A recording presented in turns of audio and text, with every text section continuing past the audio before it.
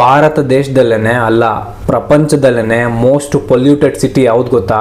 ಬೈರ್ನಿಹಾಟ್. ದೆಹಲಿ ಬಿಡಿ, ಹಳೇದಾಗೋಯ್ತದ ಆಲ್ರೆಡಿ. ಇವಾಗ ಹೊಸ ಪಟ್ಟಣ ಬೈರ್ನಿಹಾಟ್ ಅಂತ. ಇದು ಬರೋದು ಎಲ್ಲಿ ಗೊತ್ತಾ? ಅಸ್ಸಾಂ ಮತ್ತೆ ಮೇಘಾಲಯದ ಬಾರ್ಡರ್ ಅಲ್ಲಿ ಪ್ಲೇಸ್ ಬರುತ್ತೆ.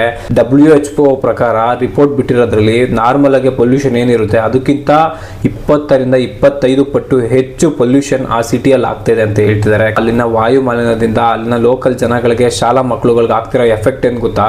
ಕ್ಯಾನ್ಸರ್ ಆಗಿರ್ಬೋದು, ಚರ್ಮ ರೋಗಗಳಾಗಿರ್ಬೋದು, ಕ್ಷಯ, TB ಇಂತಹ ಹಲವಾರು ಕಾಯಿಲೆಗಳಿಂದ ಅಲ್ಲಿನ ಮಕ್ಕಳು ಡೈಲಿ ಸಾಯ್ತಿದ್ದಾರೆ.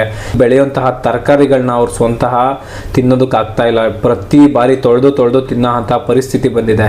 ಸ್ವಿಸ್ ದೇಶದ ಒಂದು IQAir ಅನ್ನ ಸಂಸ್ಥೆ ಒಂದು ರಿಪೋರ್ಟ್ ನ ಬಿಡುಗಡೆ ಮಾಡುತ್ತೆ. ಅದರಲ್ಲಿ ಹೇಳ್ತಾರೆ ಪ್ರಪಂಚದಲ್ಲೇ ಟಾಪ್ ಮೋಸ್ಟ್ ಪೊಲ್ಯೂಷನ್ ಸಿಟಿ ಯಾವುದು ಅಂದ್ರೆ ಬೈರ್ನಿಹಾಟ್ ಅಂತ. ಇದ್ರ ಬಗ್ಗೆ ಗೊತ್ತಾಗುತ್ತೆ ಅಂತ ಹೇಳಿ ಜನಗಳಿಗೆ ಅಲ್ಲಿ ಡ್ರೋನ್ ಆರ್ಸಕ್ಕೆನೆ ಅವಕಾಶ ಮಾಡಿಕೊಟ್ಟಿಲ್ಲ. ಇಲ್ಲಿನ ಕಾರ್ಖಾನೆಗಳ ರಾಸಾಯನಿಕವನ್ನು ದ್ರವ ರೂಪದಲ್ಲಿ ಅವರು ಡೈರೆಕ್ಟ್ ಆಗಿ ಉಂಟು ನದಿ ಅಂತ ಇದೆ, ಆ ನದಿಗೆ ಬಿಡ್ತಿರೋದ್ರಿಂದ ಕಂಪ್ಲೀಟ್ ಆಗಿ ನದಿ ಕಲುಷಿತವಾಗಿದೆ. ಅಲ್ಲಿನ ಜಲಚರಗಳೆಲ್ಲ ಸಾಯ್ತಾ ಇದಾವೆ.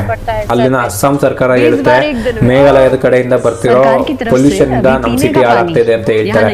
ಮೇಘಾಲಯದವ್ರು ಏನಂತ ಹೇಳ್ತಾರೆ, ಅಸ್ಸಾಂನಲ್ಲಿನ ಕಲುಷಿತ ಪ್ರದೇಶದಿಂದ ಈ ಪ್ರದೇಶ ಹಾಳಾಗ್ತಾ ಇದೆ ಅಂತ ಹೇಳ್ತಾರೆ. ಅವ್ರ ತಪ್ಪುಗಳನ್ನ ಅವ್ರವ್ರು ಇವ್ರ ಮೇಲೆ ಹಾಕೋದ್ರಲ್ಲೇ ಆಗೋಗಿದೆ. ಯಾರು ಸಮಸ್ಯೆಗಳನ್ನ ಬಗೆಹರಿಸೋದ್ರ ಬಗ್ಗೆ ಯೋಚನೆ ಮಾಡ್ತಾ ಇಲ್ಲ.